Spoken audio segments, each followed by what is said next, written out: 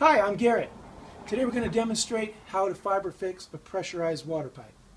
We're going to start by putting on the gloves included in the plastic bag. You'll notice the bag includes a few other useful items. The vinyl strip will be important at the end when we need to seal the wrap. We'll put it aside for right now. But there's a square piece of sandpaper used for scuffing up the surface before we wrap it. Now, this is very important in situations involving pipes. Although FiberFix bonds well to most materials, it needs to be able to grip the surface in order to really stick. Some pipes, like newer PVC, are almost glass-like and could require more scuffing, whereas lead pipes are a lot easier. And copper, which is what we're going to use today, is somewhere in the middle. So we're going to scuff it up a little bit to get it to grip. As we're scuffing, we want to make sure that there are 2 to 4 inches of scuffing on each side of the break to make sure that the FiberFix will be able to hold over a wider area for a stronger fix.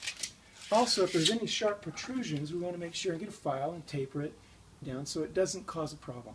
The surface should be reasonably clean, but since FiberFix is activated by water, it doesn't really matter whether the pipe is wet or not.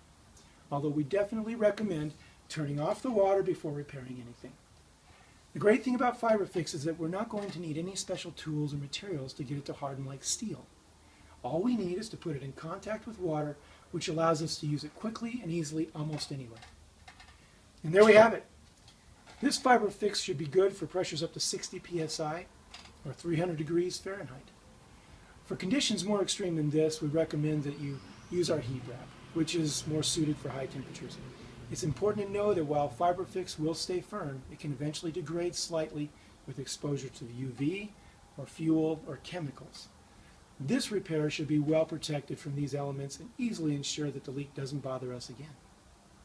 Remember, don't repair it. FiberFix it.